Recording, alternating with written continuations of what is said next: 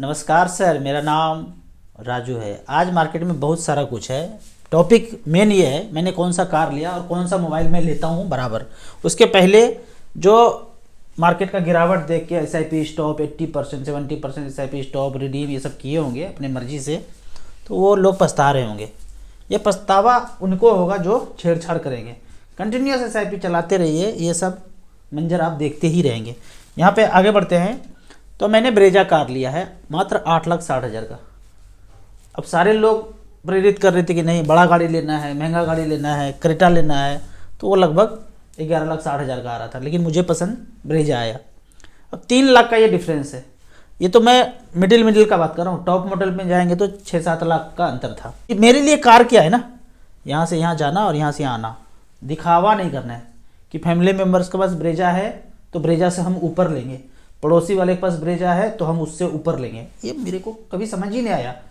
अपने रिक्वायरमेंट के अनुसार हम काम करते हैं, दूसरे को दिखाने के लिए कभी नहीं किया। तो अगर ये 3 लाख रुपया जो बचत किया, इस पैसे को अगर हम 12 साल के लिए छोड़ देते हैं, 12 साल के बाद कार फिर से लेंगे ना। एक ही कार से तो पूरा जिंदगी कट नहीं जाएगा।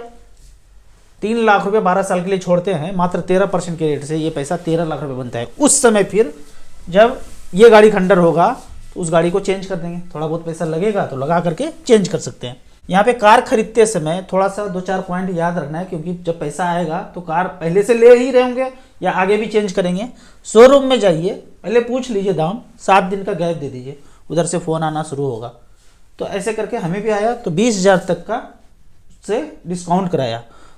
दूसरा क्या है, इंश्योरेंस है, आरसी है, काव के लिए सेस टैक्स लगता है, नंबर प्लेट के लिए पैसे लगते हैं।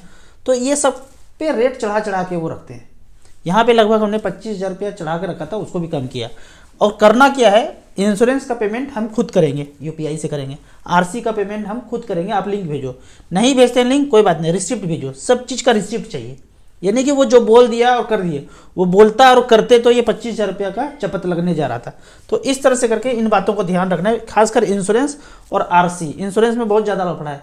50,000 का इंश्योरेंस बता रहे हैं, जबकि 25-26,000 में इंश्योरेंस हो सकता है 3 साल के लिए। तो ये चालबाजी को थोड़ा सा समझना है कार खरीदते समय। मोबाइल कौन सा लेते हैं, मैं मोबाइल नॉर्मली अब 2-3 साल से आईफोन ले रहा हूँ। पहले तो एंड्रॉयड चलता था। आईफोन में भी वो 1 से 2 साल पुराना मॉडल, 1-2 नीचे वाला। मैं लगभग 43,000 का ही मोबाइल लिया हूँ अभी तक, आईफोन जो लिया हूँ। इससे महंगा वाला नहीं लिया हूँ। 1-2 मॉडल पीछे का लेता हूँ। XR से शुरू किया था, 11, 12, 13 तक 43 का आ जाता है। लॉन्च के समय वो 85-90 होता होगा, लेकिन मैं इतने तक का ही लिया हूँ। अब कोई भी मॉडल ले लो चलेगा, उसमें व्हाट्सएप और यूट्यूब ही। फिर वही यहाँ पे भी कहानी दिखाने वाला बीमारी हमने कभी पाला ही नहीं। यहाँ पे पार्ट 2 में रिटायरमेंट प्लानिंग का कुछ बात करते हैं। मान लेते हैं कि 10,000 रुपये पर मंथ करते हैं, कोई 10 साल, 15 साल, 20 साल, अपनी मर्जी से जितना टाइम है उतने तक कर सकते हैं। कोई 10 साल के बाद रिटायर हो रहे हैं, कोई 15 साल, कोई 18 साल, उस हिसाब से अलग अलग ड्यूरेशन हो सकता है। जब तक हम पैसा जमा कर रहे हैं SIP 10,000 रुपया, 13% मान के चलते हैं रिटर्न मिल रहा है। बाद में ये पैसा एक्यूमुलेट हो गया, उसके बाद HWP पेंशन शुरू करते हैं, तो बाद के ड्यूरेशन में मान लेते हैं 11% का रिटर्न मुझे मिल रहे हैं। अगर 10 साल से कम समय है तो मल्टी कैप में करिए। अगर 10 साल से ऊपर है, 15 साल 18 साल टाइम है, तो स्मॉल कैप में करेंगे। और जो मल्टी कैप में करें या स्मॉल कैप में करें, वहीं से HWP कर सकते हैं। SIP यहाँ पे देखते हैं, यहाँ पे एक चार्ट है SIP HWP का, कि 10,000 रुपये पर मंथ किया, जब तक SIP किया 13% का रिटर्न मिला, और बाद में एक्यूमुलेट होने के बाद जब HWP किए तो 11% का रिटर्न मिला। तो यहाँ पे देखते हैं कि 10 साल अगर किया 10,000 रुपये पर मंथ के रेट से, उसके बाद 10 साल के बाद 20,000 रुपये पर मंथ लेना शुरू किया HWP। यहाँ पे 13% के रेट से एक्यूमुलेट हो गया 24,40,000। उसके बाद 20,000 रुपये पर मंथ, मतलब 10,000 का डबल पेंशन लेना शुरू किया 10 साल के बाद। 20,000 रुपये पर मंथ लिए और बाद में 30 साल तक लेते रहे, 30 साल तक जिंदा रहे। 11% का रिटर्न यहाँ पे कैलकुलेट कर रहे हैं। बाद में जो बैलेंस बचता है HWP के एंड में 57 लाख रुपये बच रहा है। दूसरा कॉलम में ये बताते हैं कि 10 साल ना करके 15 साल किया और HWP अमाउंट को 5 गुना कर दिया। 10,000 रुपये कर रहे हैं, 15 साल तक किया, 13% के रेट से 54 लाख रुपया एक्यूमुलेट हो गया। 50,000 रुपया पर मंथ किया, ऐसे चलते रहा 30 साल तक, तो बाद में बैलेंस बचा 5,25,000, मतलब लगभग बराबर हो गया। तीसरा है कि 20 साल तक अगर SIP करते रहे 10,000 रुपये पर मंथ, तो पैसा एक्यूमुलेट हो गया 1,13,00,000, और यहाँ से 1,00,000 रुपये पर मंथ लेना शुरू किए आने वाले 30 साल तक। तो बाद में जो रिटायरमेंट के बाद एचडब्ल्यू के अंत में जो पैसा बचता है 25,20,000 बचता है। तो इस तरह से करके, इस तरह का डाटा आप खुद रिसर्च करना चाहेंगे तो वो नहीं मिलेगा। ये पेड सर्विस है ARN होल्डर के लिए, जो डिस्ट्रीब्यूटर हैं। mutualfundtools.com का ये मैंने वेबसाइट ओपन किया था, पेड है। अब यहाँ पे SIP अगर करते हैं HWP करने के लिए, तो पहले SIP करेंगे। तो 15 साल तक SIP किस में करना है और किस में करना चाहिए अगर 15 साल से ऊपर टाइम है। मैं तो हमेशा स्मॉल कैप ही बताता हूँ। स्मॉल कैप में लगाते रहिए 10,000 रुपये पर मंथ। पिछले 15 साल में SBI जिंदाबाद रिटर्न दिए हैं। 2010 से लेके अब तक 18 लाख रुपए जमा हुआ और पैसा बनाए 1,23,00,000। दूसरा फंड है DSP स्मॉल कैप। ये तो रिकॉर्ड है, आप खुद से अध्ययन करके स्मॉल कैप को चुनिए। चुनने का तरीका है कि AUM जरूर देखना है। फ्रैंकलिन है, कोटक है। सबसे लास्ट वाला अगर फंड देखते हैं कि पिछले 15 साल में आदित्य बिरला स्मॉल कैप 18 लाख का 70,15,000 बनाया है, 16.62। वहाँ पे हमने कैलकुलेटर में कैलकुलेट किया था 13%। तो लंबे समय में जितना आप कैलकुलेट करते हैं उससे थोड़ा ज़्यादा ही मिलेगा। नहीं भी मिलेगा, जो कैलकुलेट किए हैं उतना भी मिले तो काफ़ी है। अब कुछ कमेंट्स का बात कर लेते हैं। कमेंट्स के पहले भूतकाल को याद करना है, जब 12 साल से ऊपर के सारे को 1 2 3 लग गया।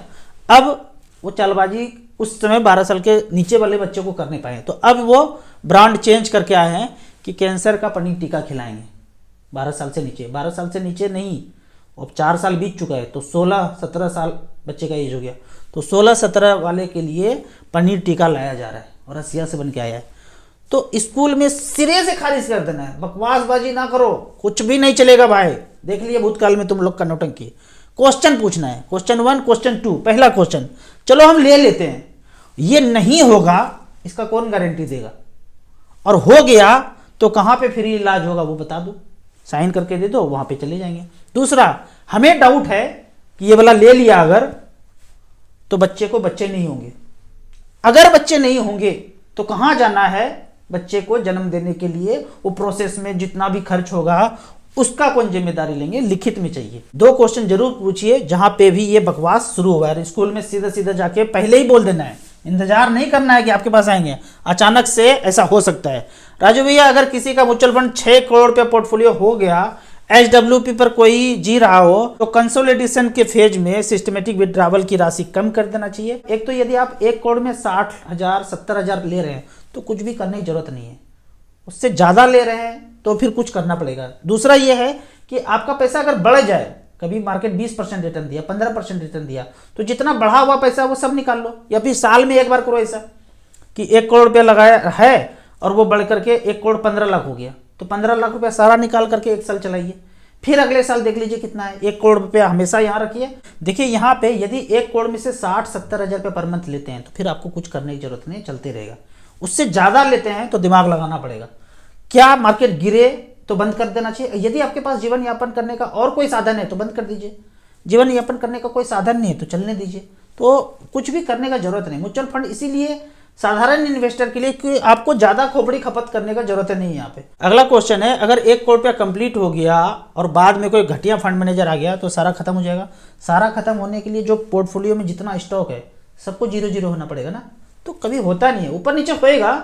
लेकिन अगर आप इतने समय से एक फंड में बने हुए हैं, पोर्टफोलियो में हैं, तो जाहिर सा बात है उसका AUM ज़्यादा होगा तो फंड मैनेजर अच्छा होगा। ऐसे अभी देखिए क्वांट में दिन खराब चल रहा है तो क्या फंड मैनेजर निकल गया होगा, या फिर कभी जो है SBI का ऐसा दौर आ जाता है, कभी एक्सिस के साथ आ जाता है, कभी निपॉन के साथ आ जाता है, तो ये चलते रहता है ऊपर नीचे। सब कुछ मिला करके मार्केट ऊपर जा रहा है, फंड मैनेजर खराब कर सकते हैं, कुछ और हो सकता है स्कैम, ये सब करते हुए भी 15-16% का एवरेज रिटर्न मिला है। ये सब नहीं होता तो इससे ज्यादा रिटर्न मिलता। SBI short term debt fund में 10 लाख रुपया है। SBI स्मॉल कैप और SBI मिड कैप दोनों में STP कर सकते हैं, बिल्कुल कर सकते हैं। 5-5 लाख रुपया बांट करके बराबर STP कर सकते हैं, कोई दिक्कत नहीं। सर मेरा नाम यूनुस है, मैं बिहार से हूँ। मैंने अमित जी से ट्रीटमेंट लिया था, मेरे हार्ट में प्रॉब्लम था, लुटेरो ने ऑपरेशन करने के लिए बोल दिया था। अमित जी का ट्रीटमेंट लेने के बाद सब नॉर्मल हो गया। आज अच्छा हुआ मैंने आपकी बात मानी, नहीं तो पता नहीं क्या होता। सर जी थैंक्स। होगा जो वही मंजूर खुदा होगा, ये यहाँ पे नहीं चलेगा। होगा वही जो मोगेम्बो का एजेंट चाहेगा। तो वहां से बच के निकल गए। आगे भी लोगों को बचना है तो अमित जी का ये नंबर है, कंठस्थ कर लीजिए, सेव कर लीजिए, डायरी में लिख लीजिए। कुछ भी प्रॉब्लम हो इनको फोन करना है और घर में 1 महीना अक्षर से पालन किया ना, बड़ा से बड़ा प्रॉब्लम सॉल्व होगा। यहाँ पे मैं आपको एक ब्रह्मास्त्र दिखाता हूँ। अभी हमारे पास इस तरह के ब्रह्मास्त्र आ रहे हैं। अमित जी ने बताया मिट्टी खोद करके पैर रख दीजिए। मोगेम्बो ने हमारे शरीर में जितना भी इंजेक्शन डाला है उससे वोल्टेज बढ़ गया है, तो हम मोगेम्बो को इस तरह से निरस्त कर सकते हैं। जितना भी वोल्टेज बढ़ा हुआ है, मिट्टी में धरती में पैर रखने से अर्थ होने के बाद जो भी प्रॉब्लम है धीरे धीरे सॉल्व होता हुआ नजर आएगा। मोगेम्बो को मारने के लिए ना कोई हथियार का जरूरत नहीं है, नॉलेज, ज्ञान, अपने आप मर जाएगा। वो जो बोले उसका उल्टा कर दो।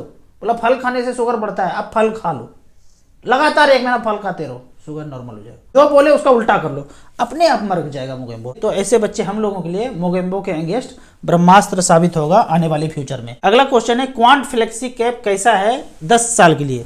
आप कभी भी एक फंड पे आश्रित नहीं होना है, जब भी करना है डाइवर्सिफिकेशन करना है।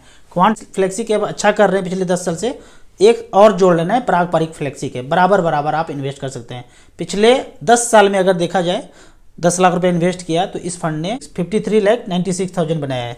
दूसरा फंड पारंपरिक फ्लेक्सी कैप ने 10 लाख का 50 लाख बनाया है। तो आप इस दोनों फ्लेक्सी कैप में डाइवर्सिफाइड करके लगा सकते हैं। अगले क्वेश्चन देखते हैं, बेस्ट इंडेक्स फंड कौन सा है लॉन्ग टर्म के लिए 20 साल के लिए। मुझे तो भाई SBI 250 और मोतीलाल माइक्रो कैप 250 लगता है।